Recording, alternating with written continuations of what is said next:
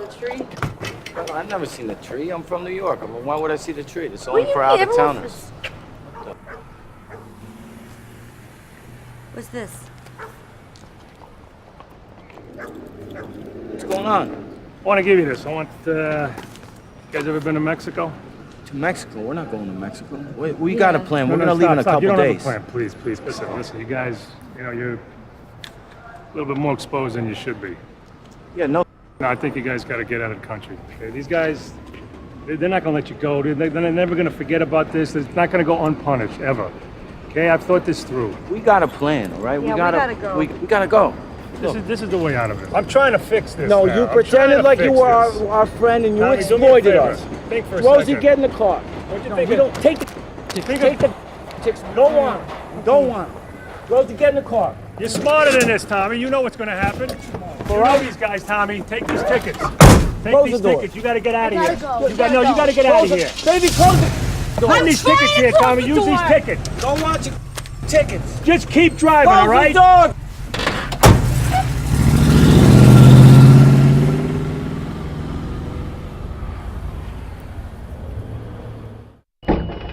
I'm opening. We have an eye, sort of a nostril, 2 teeth. One of the teeth has a small cavity. Close call, folks, but I think we got here just in time. Presented by Maria Menounos and Kevin Undergaro. This is Anatomy of a Movie. In-depth discussions and breakdowns of various movie titles. And now that you've seen the movie, let the dissection begin. Hello, everybody, and welcome to Anatomy of a Movie. I'm here hosting. My name is Sara Stretton, and today we started with a clip because we're doing something a little bit different. Instead of our normal dissection, we have a wonderful guest here who we're going to interview, who's the director of Rob the Mob, and that was the clip that you just saw. He is an Oscar-nominated director for the short Bronx Cheers. He's also done City Island and all these other wonderful films, so we're so excited to have you here. This is Raymond De Felitta. Beautifully pronounced, and I'm only sorry that you're not going to dissect me. So We can try. We'll see dissect how your it goes, brain. yeah. We're going to pick and prod and ask annoying questions because everyone wants to know what goes on behind the camera and creates these masterful films. So wait till you find out what went on behind the camera with the scene you just watched. I already want to know. Yeah. What do you mean? We'll get there. I'll let you pull it out. I'll let you dissect it. Oh, do I have to probe, make things difficult? Okay, so Rob the Mob is a thriller about these two kind of rambunctious, star-crossed lovers who decide that the best way to make some money is robbing the Mafia. It was actually a good idea if you look at it from a certain perspective, from a certain kind of skewered, kind of ailing perspective. Okay. Do the obvious, Yeah. the most risky thing out there, and Well, it'll work. who's going to call the police if you're from the mob? That was one thing that Tommy Uva thought. It's like they're not going to call the cops. Let's say they do call the cops. The cops are going to say, yes, Mr. Mafioso, we're going to go get your money back for you. Like, there was logic to Tommy Uva's plan. There was also vengeance involved because he thought that his father had been offed by the mob years ago. His father was a local business owner who mysteriously was found dead. It was ruled a accident by shotgun going off, like cleaning the gun. You know, that whole story that you never believe. It ends up being true because always the most ridiculous things are the true parts. Well, true, but really, I own a gun. I'm going to polish it up and point it at my face. Who does that, really? Usually they have some odd connection to someone in organized crime or something. Anyway, so there were good reasons. Let's put it that way. And I think what he was really thinking, and that he and Rosemarie, his partner, were thinking was, it's an idea that is so outlandish, it's so incomprehensibly bizarre that nobody will really know how to respond to it. And they were right for a while, that people didn't really know what to do. The mob didn't know whether to chase them. Do you order a hit on this? Do you make a big deal out of it? But as they kept doing it, and they did it a number of times, it became a serious embarrassment, and then finally a piece of evidence fell into their hands that made it a serious problem for the mob. And that's where you get the twists and turns, and Right. Obviously the FBI comes in, you've got all these other authorities, and that also just heightens the excitement of this movie, is that you've got the love, you've got the mob, and then on top of it, you get the unexpected turns of the police, and where is this blame going to fall, and how? I mean, you said that it might be obvious how it turns out, but to me, there's so much unpredictability because it's uncharted territory. I mean, Mafia movies have been done for decades, and they're some of my favorites, actually. And so I'm excited for this little twist. This is based off a true story. Yeah. About a real couple. What really drew you into this story? What was inspiring to you? Or what did you think you could show in directing this film? Well, I didn't at the time that I first read the script know this term, but I'll introduce you to the term. So Okay. we're doing a market research screening of the movie, and at those screenings, they always go to the focus group, and they say, could you describe this movie? Well, how would you tell your friend about it? And so some people, because it's a hard movie to describe, some people say, oh, it's a romance. No, it's a comedy. No, it's really a crime genre, movie. And then this one guy raises his hand, and he says, it's a fiasco flick. And we look at each other and we're like, what is a fiasco flick? And he goes, it's a movie where you know from the beginning that what they're doing is going to go wrong, but you really enjoy watching it all fall apart. You enjoy watching the crash. And I went, oh my God, that's why I did this movie. I love fiasco flicks. I love Dog Day Afternoon. I love Deliverance.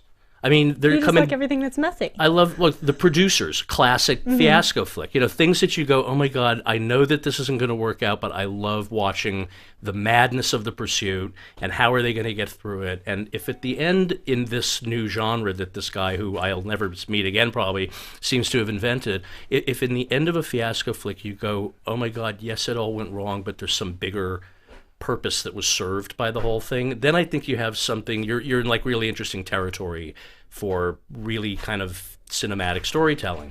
So that's why I did it, but I wouldn't have known it at the time. Something drew me to the idea that, oh my God, these two people did the craziest thing. I'm totally with them, and at the same time I know you're driving off a cliff, At the same time, you're crazy. Well, you mentioned that it does relate to a bigger picture and that these like one stories unveil something bigger about the world.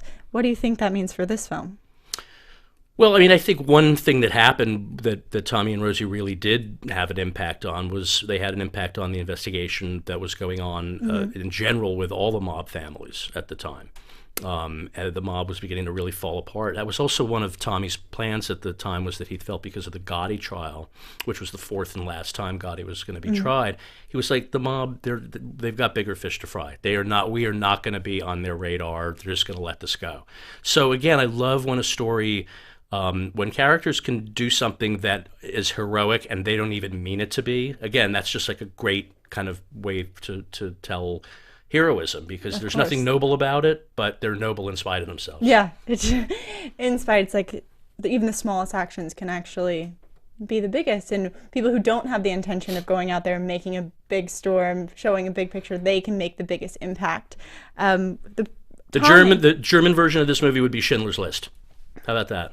That's an interesting comparison. Yeah, that's probably like the greatest insult I could possibly make to World War II movies. Okay, but I did it, and I did it for Tommy you. and Rosie, thank you. Yeah. I really appreciate that. That's gonna be the quote, the title of this. We're gonna put greatest insult Right. to World War II movies is no. So you have been a writer, director, producer. This movie, how is it different? Just directing a movie versus writing and directing a film. Yeah, it's interesting because when you write a movie, you're directing it, so it's like there's a lot less work when you finally, the work is in trying to get the money together and the experience to happen, but once you've done it, you've worked it out. This is different because I'm taking someone else's material. This was not a case of just taking a finished screenplay and shooting it. I worked with the writer Jonathan Fernandez on it. It was really taking it and filtering it through my interests, the way I saw the characters. So in a sense, I did that. But I also had to work harder because I was coming at actors and saying to them, hey, I'm learning this with you. We have to do this together. I'm going to have these perceptions of these people. Let's discover it together. You're not just going to turn to me and automatically say, oh, you wrote it. What was in your head? Because I didn't. I'm not the writer. But that made me work harder. That just made me a better director, really. So in the process, Jonathan Fernandez writes the script, and then do you get brought in first before the actors? Like, how much time do you get to go over notes, to find that compromise so you have the same vision? Like, how much time do you spend doing that before progressing to casting. Yeah, the film came, the script came to me, 3 years ago, 4 years ago, something like that. And we didn't work on the script at all. The first thing we did was say, let's just take a wild shot because, to my mind and to my producer, Bill Tytler, Michael Pitt was like the obvious Tommy. And we just thought, let's get it over with. Let's send it to him. Let's get him to reject it. I'm a huge Michael Pitt fan. I'm really excited. I've covered Boardwalk Empire. Yeah. Great show. Also Gangsters. He's so special. There's not another of him in that place right now, but I thought, like, let's just give it a shot. He'll probably turn us down, then we can get to work, but and then he didn't. He liked it. So all of a sudden I'm with Michael and we're talking about how could we do this. And then a lot of time from that point on got spent trying to cast Rosie. And we really hadn't gotten to the script at all. We just started to try to package the movie, and we said, well, let's just see what happens. And then things got really slow because what happens, at the time, the company that said they were going to finance the movie said, oh, that's great, we love Michael Pitt, now go get one of these girls and, you've got a movie. And the list is, of course, Scarlett Johansson, Mila Kunis, and you're like, it doesn't matter how... So it's going to take me 3 months to get through the answering machine. Yeah, to get the no from the manager. Not even it's so boring. I mean, and I've been through this for too long, and I knew it was probably... But we wasted the time. We did the work because it's what you have to do. And after just too much time going by, Bill Tytler said to me, what if we made the movie for a lot less? And kind of freed ourselves up from that list, because Michael should be enough to justify, making the movie at this price. And so we rolled up our sleeves, we figured that out, and Nina Arianda, who I had seen on Broadway in Venus and Furs, and who's just a phenomenal... her movie parts are great, but they're small. She hadn't had a lead, but I'd seen her on Broadway. And she's a force. She's a total force. And we offered it to her. She got it. And I have to say, the people who financed the movie, they were behind it. There was a little bit of like, is there like, don't you want like a really cheesy name for the video for the DVD box? No, there was very little of that. They got it. They understood. I said to them at one point, "You're going to be so proud when it's done that we have Nina. So like, take the leap because she's going to be so ungettable in another movie or two. Trust me, and she will. I had this experience happen to me with Jessica Chastain, where there was a moment where she wanted to do something that I was involved in, and the financiers, who I will not tell you, like they laughed. They were like, "Please, Jessica, who?" You need to have an "I told you so" card. Oh yeah, just a sign you can hold up and be like, "See." I actually know a guy, a director, Randall Kleiser, who he had a T-shirt like he was wearing one day. I was working with him something, and his T-shirt said, "I passed on Tom Cruise." I said, really? And he said, oh, yeah, 1982, right before Risky Business. I turned him down. Owning it. Yeah, just you got to be. What else? You have to. How else do you deal with that? Yeah. Well, at least you can say the other side, like, I knew before everyone. That's fantastic.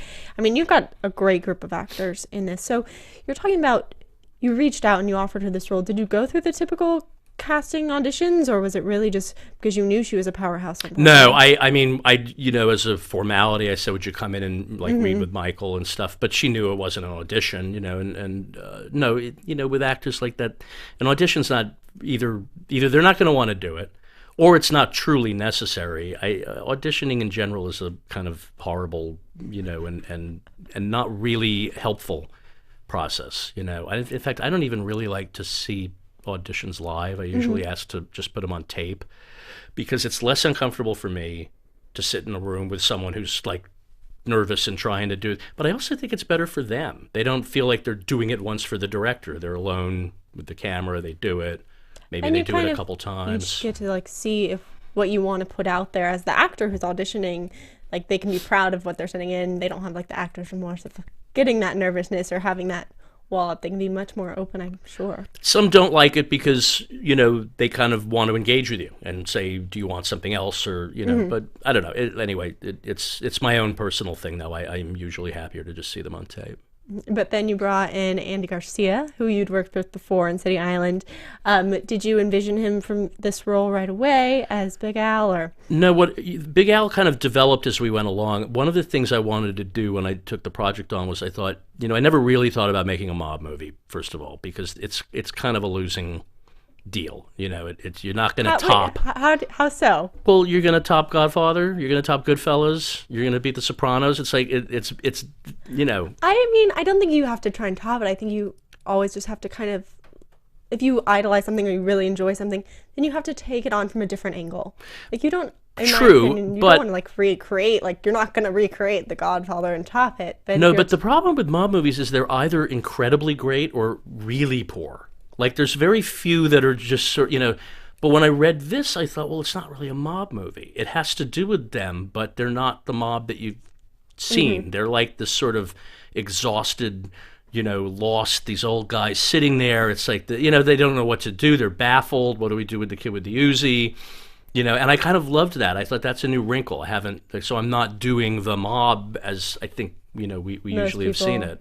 Identify with the mob as this like big powerhouse guys who are just ready to open fire on everyone who walks in. Or just utter clowns, you know, and that's boring too, I think. So by way of your question about Andy, one of the things I wanted to do was say, well, who's the mob boss who we haven't met? And he, you know, when I gave it to him, he basically said the same thing. I'm not just going to play a mob boss. It has to be something original. So we all started talking about the idea that what if you met a mob boss who we're not even going to try to make scary. It's not about that. He's a guy, he's a grandfather. He's in the kitchen making food with the grandson. He's kind of lost his steam for the whole gig. And in fact, that becomes his fatal error. He has a moment to order their hit early on, and he blows it off. He's just like, you know, I'm not going to, this is something like eagles don't hunt flies. And of course, it winds up undoing him at the end. So I kind of loved, again, the idea that Andy could create a person with me who is not typically, he really has only one moment where you see him as the boss, you know, and it's this group of guys who are, they're like tired from staying up so late, you know. He has to rally the troops. Yeah, exactly. Of course. Well, I'm with Andy, like you brought out his like more comedic side in City Island, and now you're kind of describing him as this new gangster, and then you're also adding in Ray Romano. I mean, when I'm thinking about this as like a drama, thriller. Is there a comedic edge to this film? Because, I mean, you're bringing in some serious comedic actors. But it's not with Ray. I mean, and in fact, I think that the comedy that's in the film happens because of the situations. It's like we never tried to play anything for comedy. It was always just the truth of, you know, what would Tommy do with an Uzi? Well, he would be brave enough and stupid enough to wield it, but he's not really going to bother to figure out how it works. So the first time he takes the club, it just goes out of control, and he actually scares everyone. You know, he doesn't even really mean to, and I think that works because it comes out of his character. Ray Romano is not a funny character at all, and he's but what he brought to it, which I think he brings to his comedy, is very human. It's very empathic.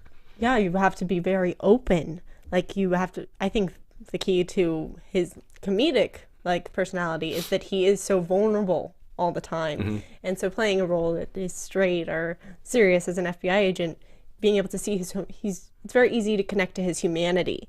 I'm sure that's very valuable. Yeah. In an actor, and them be able to, you can see them. That's great. Yeah, and he was just very his acting is just very relaxed and genuine. It's not acting at all, which is funny because he's very modest and keeps saying like, "Did I act? Was that enough?" And I was like, "No, you didn't. That's perfect, Ray. That's exactly what you were. Just the guy. You just did it." So yeah, but he wasn't there to bring comedy. He was just there to. In fact, I offered him a different role originally, and it's because it's the role that Griffin Dunn plays, which is, you know, Griffin's really funny, and it's more of a kind of a comedic turn. It's the guy who runs the collection agency, and Ray called me and he's like, "I really like this project. I don't think I really want to do that part." He said, "I feel like I've kind of done that. That's the funny part. I want to do the reporter." And I thought originally I was like, "Oh, that's interesting." I didn't picture it at all.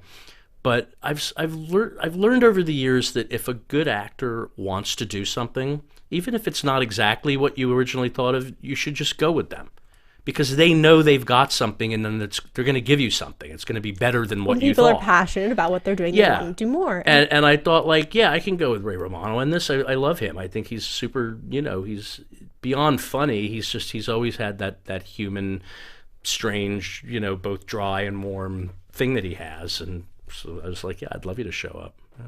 I feel like this movie's been a very collaborative, and like as you talk about it, I feel like you guys were almost operating as like a family. Did people's inputs, whether actors, yours, writers, change anything dramatically from the original version? Like, are there any huge switches that you didn't expect From the original script or the original? The original script. Yeah, it was always something that was fluid. It was something that we were working on all the time. Michael was really good about, like, he really wanted to work on Tommy and the truth of what his character would do.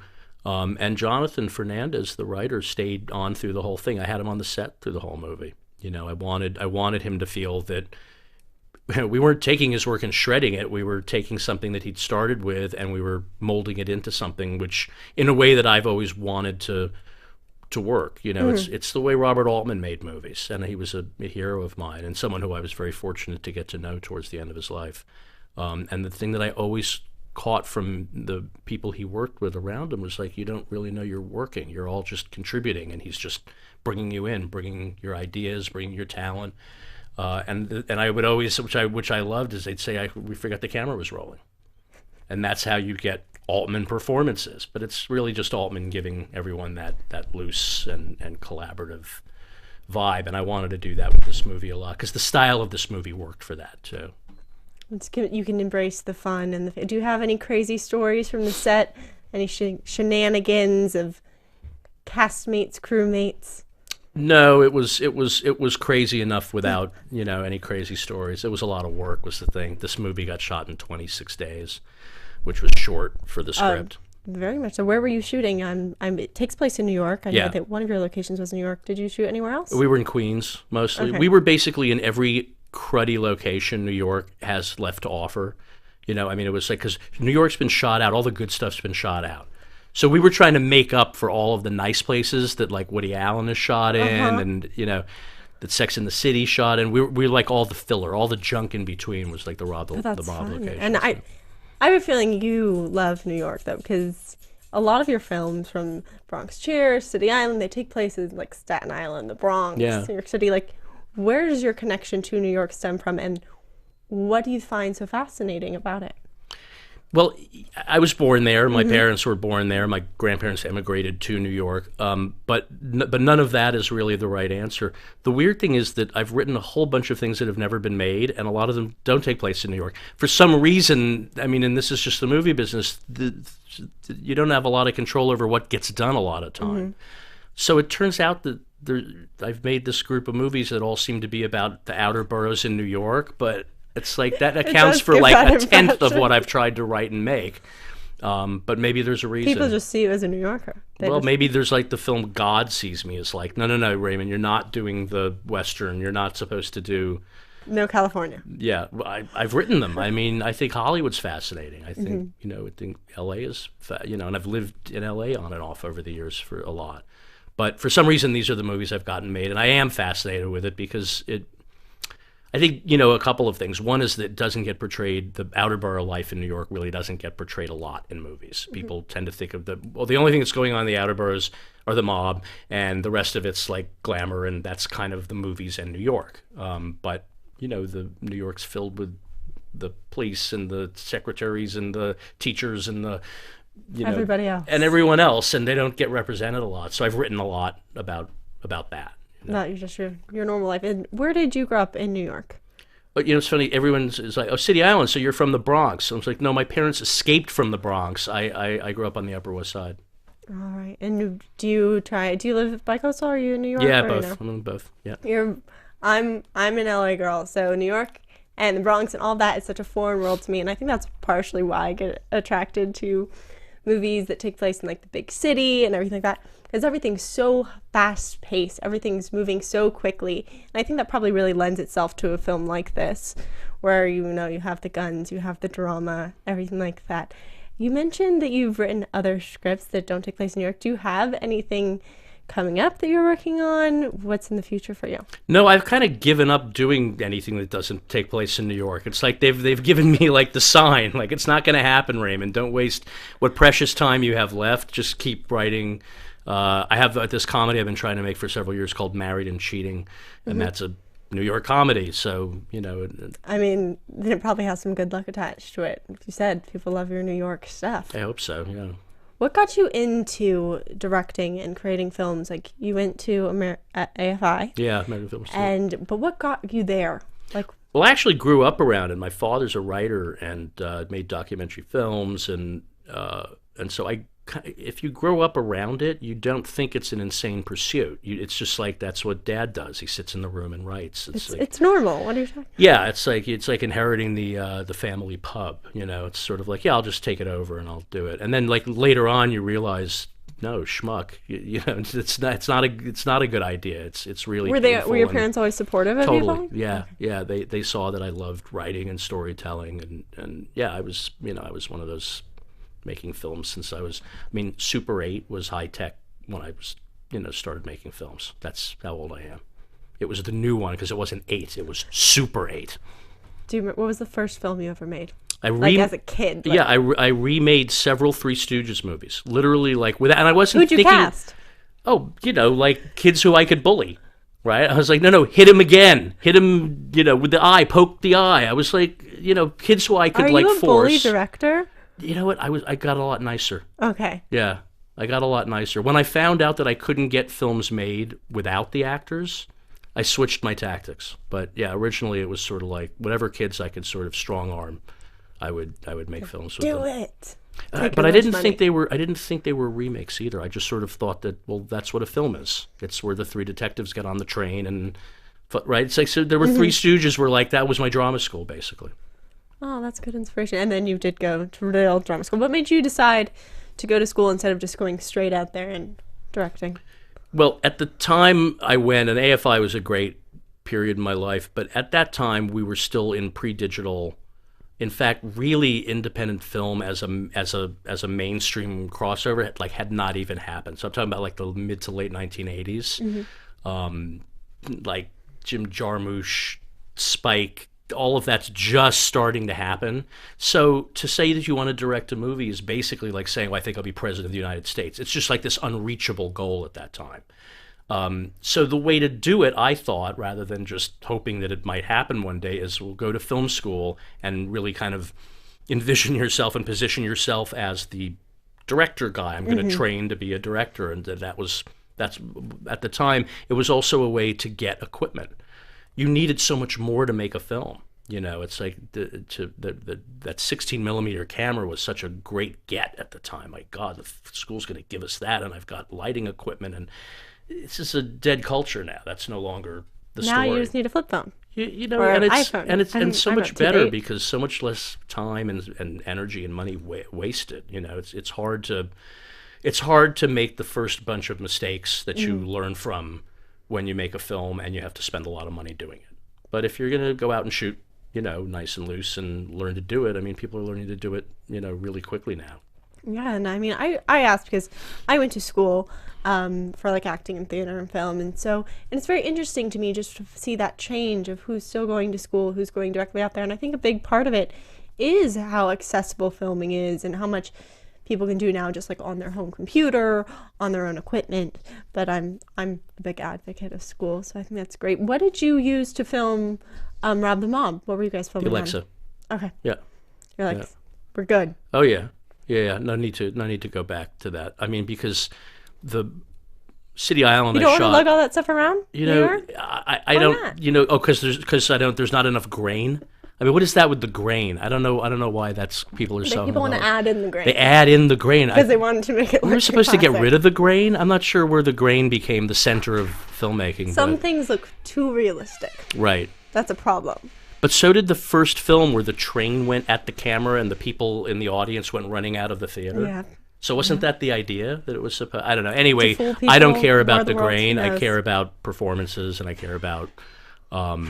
It feeling, real, and the way to do that for me, I've found, is to be able to shoot and keep shooting and let people try stuff. And every day at the end of City Island, which was shot in 35, I had to have the conversation with the Bond people. Why are you shooting so much film? You have to shoot less film. And it was just, I thought that it's the end of that era. I'm not trying to make the budget. I'm trying to make the film, and you now can do both at the same time. So That's very true. I mean, wasn't that a nice little bite? That nice little sound bite, the budget and the film, and you can do both at the. Shouldn't that wind up somewhere else? Yeah, that was nice, and it just came out. I never said that before. Wrap it up, put it in a little circle. Yeah, I like that. There we go. Yeah. We're talking about that. When you are directing a film and you're going through scenes, like how much rehearsal goes into a given scene? How many times are you shooting the same thing over and over again? Like, does it vary between actors? How was it for this movie? How did that play out? For me at this point, rehearsal is really, it's to, you rehearse to kind of block and feel where you're going. It's very much for me, how much does an actor want? But what I find is that if you get into a good groove, I like to shoot the rehearsal. I just assume we start figuring out where it is and start shooting and start, and once everyone gets comfortable with that, it turns out that rehearsing is not always the most necessary step in it, because we're no longer worried about burning film. We're going to spend the time doing either. And so things start to get a lot more exciting as opposed to fearful or, let's say, scientific. We have to do it exactly this way. But again, it depends on what kind of film you're making, though, too. For this movie, for the kind of films I make, I want them to feel alive. I want them to feel like they're happening in front of you. Okay, I have two questions. Well, I have more questions, but I'm going to go with these two first. But these seem to be like the same theme, though, these two. They're connected. It's kind of like the positive side of the coin and the negative side of the coin. What was the hardest job of being the director on this movie, and what was your favorite part of being the director on this movie, or as a director in general? Let's see. Well, I'm sure what a lot of people would love to hear is that the hardest job was working with Michael Pitt. Because for some reason, Michael has this... I keep getting asked by people, was Michael Pitt difficult? I'm like, I'm not really sure where this happened. I think he has a little bit of a bad boy look to him, and so... It's so weird, like, because actually, to answer the second part of your question, like, the best part of the experience for me was working with Michael, and Nina. They were the movie. But Michael was involved earlier, so he and I really kind of bonded very early on, and and I would say to him, like, this is very much our thing. It's like we have to be symbiotic in what we're doing, and I find that immensely satisfying with an actor. You can you can create that and literally go. I mean, those are my role models. All have done that. It's certainly what Scorsese and De Niro had with each other. A partnership. Yeah. Yeah, because then you're each doing the same job. It's not like, well, I'm not directing you, you're not resisting me. We're not having that, which I think is nonsense. What's the hardest part? Honestly, it's the schedule and the you have to avoid trying to be a nice guy and please everybody who wants you to quit at a certain time. I mean, I don't like to work long hours either, but I've noticed that people are really unnaturally obsessed with how great it is when directors work short days. And I'm sorry, it takes me so much time to put this movie together. It takes so much energy to get everyone out there. I'm not working a short day. And even if we can quit early, let's find more to do. Because you're only out there once. You're only and so a lot of the time, and it's difficult, it's taxing, but I would kind of have to go to everyone and say, if I can squeeze another hour, if we have some more OT, I really need you to pitch in, because I don't want to cut shots and I don't want to have to drop things. And no one ever said no. I think that's a testament to people feeling good about that we're all collaborating on something together. And as you said, you did have a pretty short shoot overall in general, just 26 days. 26 days. And then after you're done with those shooting times and getting through all of that and taking actual shots, how long does it take for you to get through the editing process, the selection of shots? And do you go in kind of remembering, like, oh, I remember this camera angle, this scene, and I know I want to use that going in? How do you organize that, and how long does it take?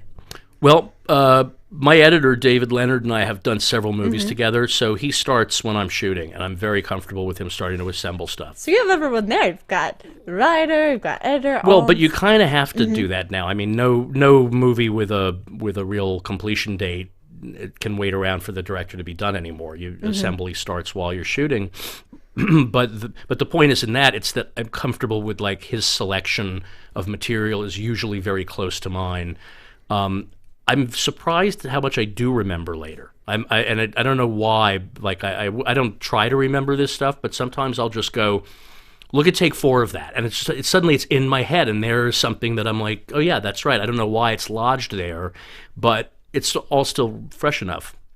So I guess I would say it's not a short process, but it's not as long as it probably should be, because I have an editor who I'm comfortable with putting together a lot, and then once he and I get cooking, and then we did an interesting thing on this movie with the music, which also kind of condensed the post time, which is I've always thought it was very frustrating. I love using music when we edit, and I love finding temp score, to use to get just what's the feeling of this movie and what's the kind of music we want. The problem with the temp is that it kind of sticks like glue to the movie. You never want to get rid of it once you've found good temp. And so then you bring a composer in, and the poor composer is just like, they're in the worst position in the world. Okay, you want me to basically imitate like these 5 different movie scores that you piece together, and then they don't... Make them flow and make it work. Yeah, so I said this time, why do we always wait until like pictures lock to bring in a composer? It's insane. Why don't we start having him do so? I went to Steven Endelman, who I did another movie, Two Family House, with, and I said, why don't we start you as soon as I'm done and I start working with David? You start writing themes, we'll start like just putting them in, and we'll just write the score simultaneously with our editing it, which it made so much sense. I wonder, like, are we violating some union contract? There must be some wrinkle out there that I'm not aware of, because I don't know why you wouldn't do it that way. Progress. Maybe I'm not the first person to think of this either. Probably not. But I just haven't heard of it done before, and it's a great way to work. When you create these themes, do you create them sequentially, the music? Do you pick pivotal scenes first? How does that go about? I know you know a lot about music. You classical, like jazz. Well, I'm a jazz musician, which means I'm really kind of a dope addict, so I'm not all that, But you helped with the song on this, I know. Yeah, well, Stephen and I co-wrote a song, which I can tell you about if you insist. If you twist my arm. I am insisting. But no, come on. In this case, Stephen has this studio in Hollywood, and it's quite nice, and there's like an extra room in it. And I said, why don't we edit in there? You start, like, pick where you want to start. What scene do you like, and fly the cue into us. And he picked like a really emotional cue. He picked like Tommy and Rosie, I think the marriage proposal on the roof scene. And I thought, wow, that's like a really kind of big place to go from the very, just start there, But it was so beautiful, and we put it against picture, and we went, okay, that's kind of the tone of Tommy and Rosie now. That's what we wanted to feel like. Oh, well, I'm sure that getting enraptured in such a moment really pulls you in and allows you to kind of go from there. Do you have a favorite musical section in this film? Well, I love the Tommy and Rosie, theme, because it's so unexpected in the context of a movie called Rob the Mob, and that's what I wanted to do. I didn't want to make a movie that just felt like one thing. I wanted it to have that kind of skewered, yes, it's a genre film, but it's 4 different genres, and it's going to change every 10 minutes or so, and we're going to somehow wrap it all together, I hope. And so I think to me, that's what I really love that Stephen did, because he said, by doing that, he basically said, we can break your heart with a movie that is about the mob and kids and Uzis. So.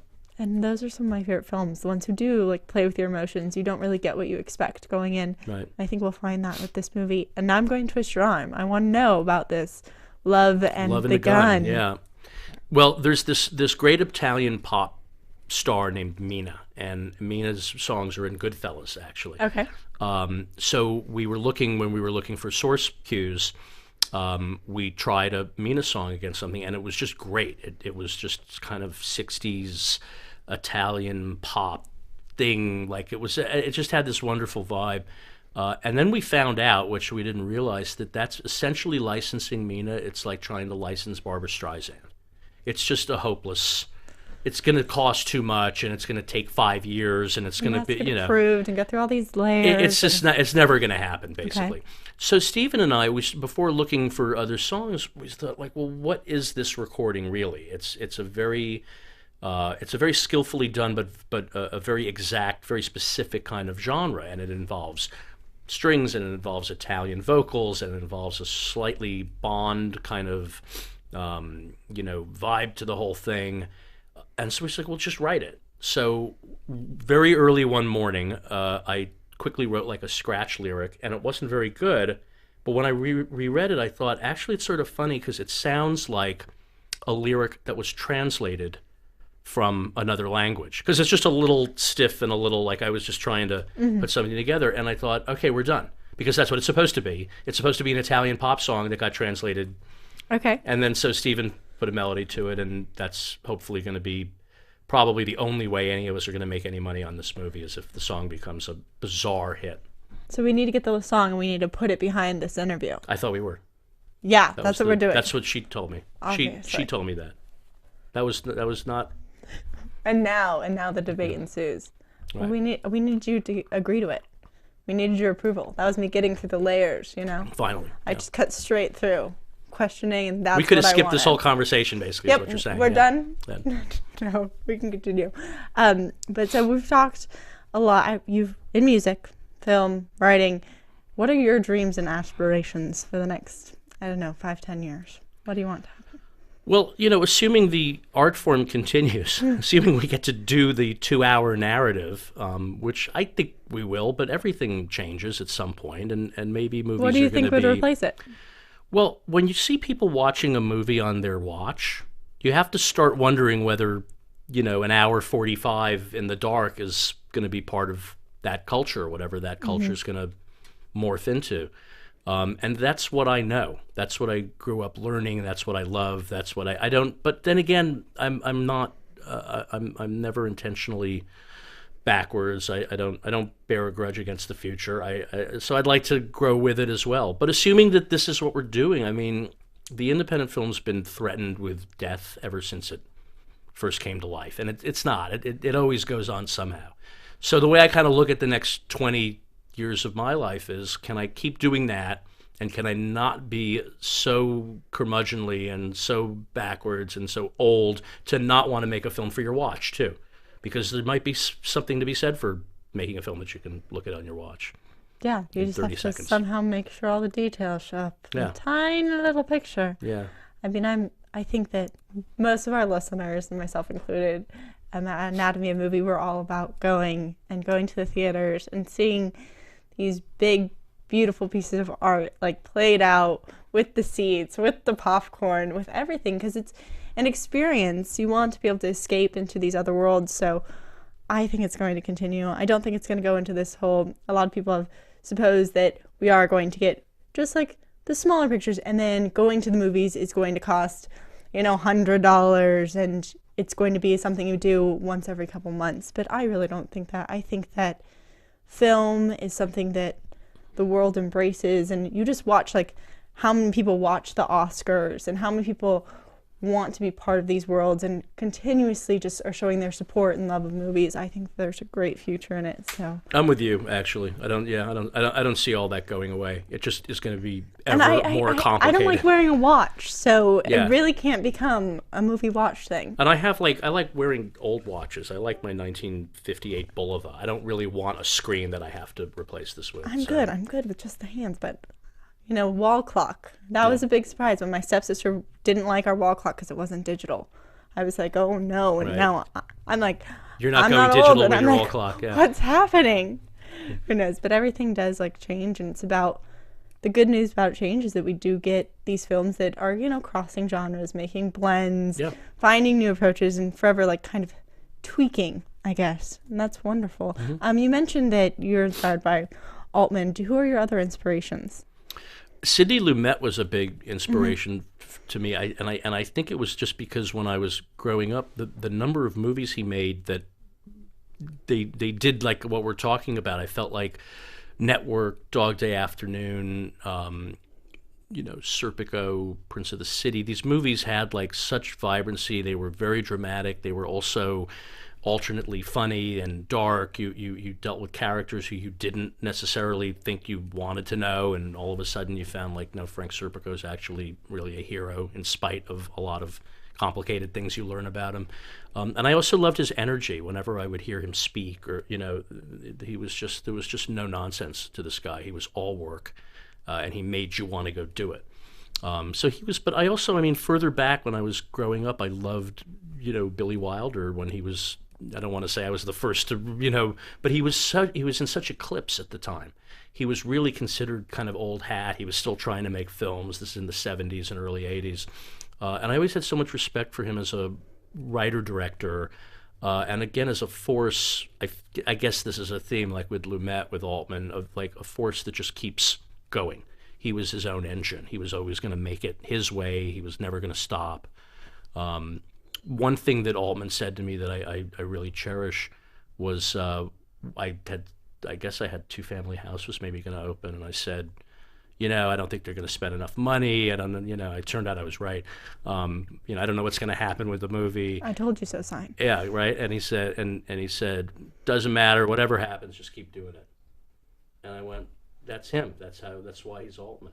It's just, the force you need to do this work. It's just it's so inhuman that you have to literally get that. You have to keep pushing. You just always have to keep pushing. I mean, you mentioned earlier, even with, you get handed this material about 3 years ago, and that's stop starting. If you really want it and are passionate about it, you just have to keep going. And there's going to be like, oh, this person signed on, and that person signed on, and finding money, and all these steps. And then that person drops off, and you have to start all over again. That happens a lot. And you're like, such a headache.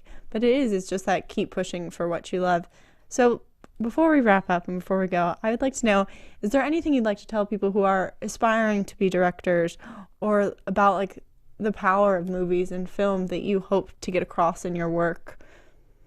Seriously, I have to answer that? Yeah. After all this nice conversation, you're going to give me that one? I told you. How to inspire young directors.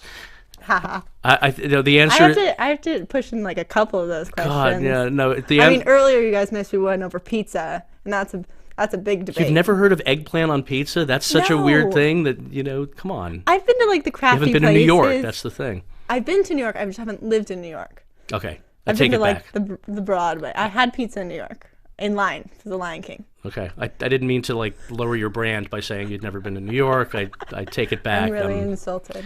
No, you know what? The thing is, I kind of don't think, young filmmakers, if you're going to do it, you don't need my advice. Nothing's going to stop you. But I would say, if you have any other thing in your head going like, I maybe want to do something else, just go do that, because this is going to take all of your energy. It's going to take so much force and so much devotion that if you actually can dream of being something else in your life, better off to do that, because you'll just, it's hard. It takes a lot.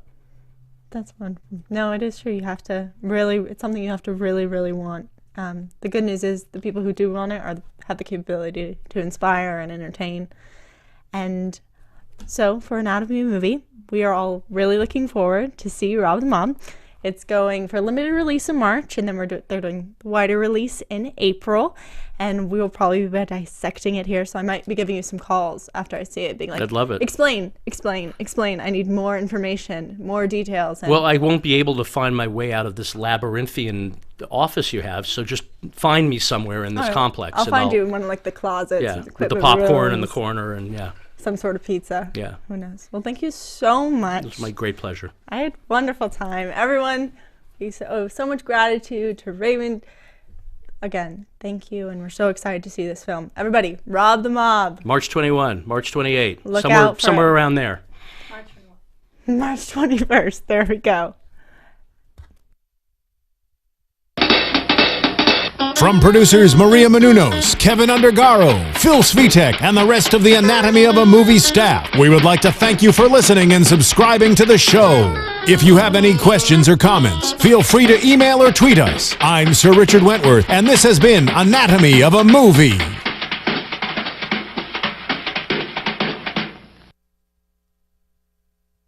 Thanks for watching Anatomy of a Movie on YouTube. For more on your favorite movies, subscribe to our channel here, and be sure to let us know what you think in our comment section below here. Bye.